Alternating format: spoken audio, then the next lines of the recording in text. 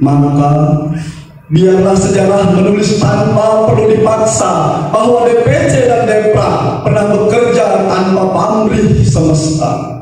Mereka menanam di ladang dakwah dan persaudaraan, menunggu panen pahala di taman keabadian.